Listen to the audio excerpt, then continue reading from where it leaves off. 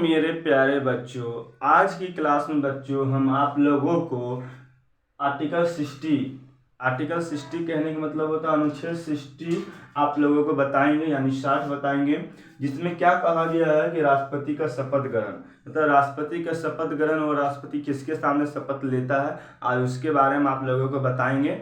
और इससे पिछले क्लास में हम 1 से लेकर 59 अनुच्छेद तक समझा चुके हैं। अगर आप लोगों को देखना चाहते हैं तो जाइए प्लेलिस्ट लिस्ट से देखिए।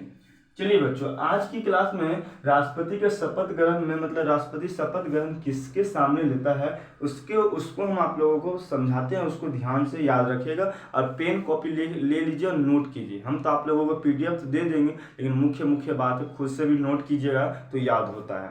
देखिए बच्चों, इसमें कहा गया है कि राष्ट्रपति पद ग्रहण करने से पूर्व, मतलब आप राष्ट्रपति पद ग्रहण करने से पूर्व किसके पूर्व भारत के मुख्य न्यायाधीश, पूर्व कहने का मतलब होता है पहले जो हो चुके हैं, मुख्य न्यायाधीश बन चुके हैं, यहाँ की मुख्य न्यायाधीश होंगे उससे के सामने नहीं, पूर्व मतलब होता है पहले के मुख्य न्यायाधीश या उसके द्वारा नियुक्त वरिष्ठ न्यायाधीश। वरिष्ठ कहने का मतलब होता है कोई मतलब बहुत दिनों से कर रहा है न्यायाधीश, वो के समक्ष शपथ ग्रहण करता है। ये इंपॉर्टेंट टॉपिक है कि राष्ट्रपति किसके सामने शपथ ग्रहण करता है बच्चों, मुख्य न्यायाधीश, पूर्व मुख्य न्यायाधीश या वरिष्ठ मुख्य न्यायाधीश के सामने। ये इंपॉर्टेंट क्वेश्चन है, इसको नोट कीजिए।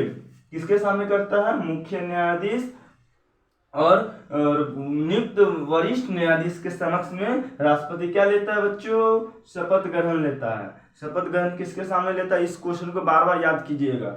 चलिए बच्चों, इसके बाद अनुच्छेद 61 में क्या कहता है कि भारतीय संविधान में वर्णित कहने का मतलब होता है महाभियोग प्रक्रिया। देखिए यहाँ पे लिखा होगा, यानी कहने का मतलब होता है महाभियोग प्रक्रिया द्वारा ही राष्ट्रपति को पद से हटाया जा सकता है, अन्य किसी विधि से नहीं।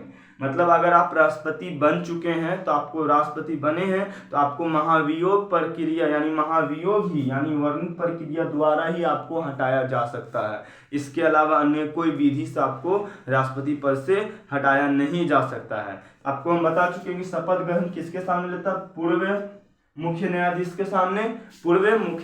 के सामने, और राष्ट्रपति को हटाता कौन है, वर्णित प्रक्रिया द्वारा, महाभियोग। ये सब इंपॉर्टेंट बातें हैं, इसको नोट कर लीजिए कॉपी में। आगे देखिए 61 अनुच्छेद में और क्या है, थोड़ा सा प्यारे बच्चों, अनुच्छेद 61 में कुछ बच गया था, उसमें यह बच गया था कि इसके अंतर्गत कहा गया है, मतलब उसमें कुछ मुख्य बातें बच गया था कि महाभियोग केवल राष्ट्रपति पर संविधान उल्लंघन करने का लगाया जा सकता है, मतलब आरोप लगाया जा सकता है। मतलब जो राष्ट्रपति पे केवल महाभियोग ही संविधान उल्लंघन करने पर रोक लगाया जा सकता है। मतलब महाभियोग पर अगर राष्ट्रपति है, अगर संविधान उल्लंघन करता है तो उसको रोक कौन लगा सकता है, केवल महाभियोग।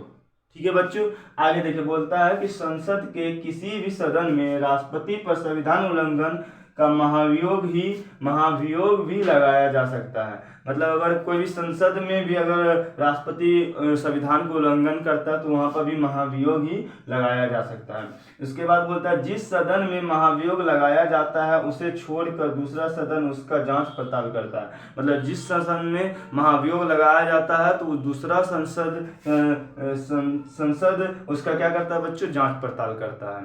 आज की क्लास में बच्चों इतना ही, फिर मिलते हैं नेक्स्ट क्लास में, तब तक के लिए वेट कीजिए। फिर आगे हम आप लोगों को 61 के बाद वाली अनुच्छेद आप लोगों को पढ़ाएंगे। इस चैनल पर बच्चों रेगुलर क्लास हो रहा है और लगातार अनुच्छेद वाइज पढ़ाएंगे। कोई भी सब्जेक्ट अगर स्टार्ट करेंगे बच्चों, शुरू से लेकर अंत तक पढ़ाएंगे। पीटी का पहले पीटी कंप्लीट होने के बाद बच्चों यहाँ पर मेंस की भी तैयारी किया जाएगा। इसलिए इस चैनल पर जितने भी स्टूडेंट नए आ सकते हैं सबको बुलाइए, ताकि सभी कोई पढ़े और सब कोई सफल हो।